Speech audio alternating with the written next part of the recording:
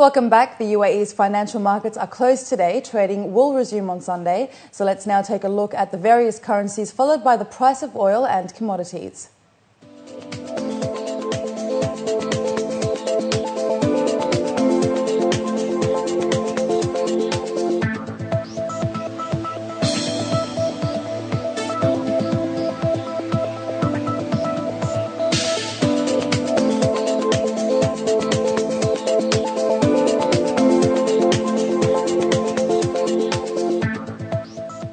Wall Street stocks tumbled on fresh debt crisis worries in Europe and doubts about President Obama's $447 billion jobs plan. By Friday's close, the major US indices had lost more than 2% on the day. For the week, the Dow finished down at 2.2% and the Nasdaq fell 0.5%. Overseas, it was rough for the major European markets, with the DAX tumbling 4%. President Barack Obama faces an uphill battle to sell his pivotal $447 billion jobs plan to Republicans. Obama unveiled his make-or-break plan in a speech on Capitol Hill Thursday night. President Barack Obama also said that the United States faces a national crisis with an economy that has stalled and urged Congress to act quickly on the job creation plan he is proposing. The White House sees the plan a mix of payroll tax cuts, incentive for businesses to hire, and spending to upgrade schools, roads and bridges as the best hope for creating jobs in the stumbling economy.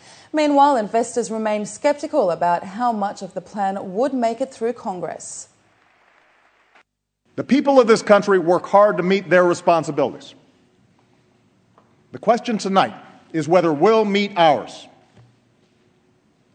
The question is whether, in the face of an ongoing national crisis, we can stop the political circus and actually do something to help the economy. The purpose of the American Jobs Act is simple: to put more people back to work and more money in the pockets of those who are working.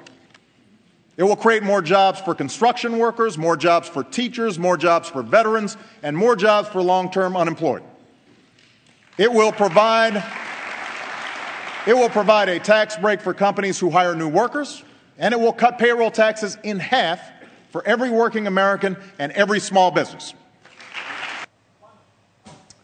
G7 ministers meet under a cloud of gloom over the global economy and under pressure to calm the biggest confidence crisis in the financial markets since the global credit crunch. This weekend's meeting of the G7 saw delegates begin to arrive for the talks, and France called for a coordinated response from the group of 7 industrialised nations. In London, the managing director of the International Monetary Fund, Christine Lagarde, was meeting the UK's Finance Minister, George Osborne. She said policymakers should use every means at hand to boost growth. So policymakers, particularly in the monetary sphere, should stand ready as needed to take more action to support the recovery, including through unconventional measures. Meanwhile, Mr Osborne echoed her message as the UK's economy hovers on the edge of a double-dip recession. Those countries with large budget deficits and significant fiscal vulnerabilities, including the United Kingdom, with one of the largest budget deficits of all, must continue to set out and implement credible deficit reduction plans that will get debt as a percentage of GDP onto a declining path.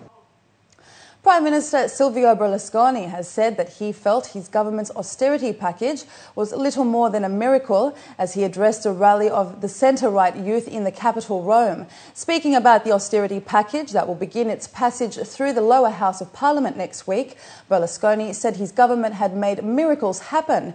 Italy, the third largest economy in the Eurozone, has been teetering on the brink of a financial disaster for the past 2 months as markets have hammered its bonds and sent its borrowing costs soaring to unsustainable levels. Only the ECB intervention to buy Italian bonds on the market has kept yields below levels which Rome would no longer be able to afford and which could drag the entire Eurozone into a potentially fatal crisis. Up next, we have the day's sports news for you, so stay with us.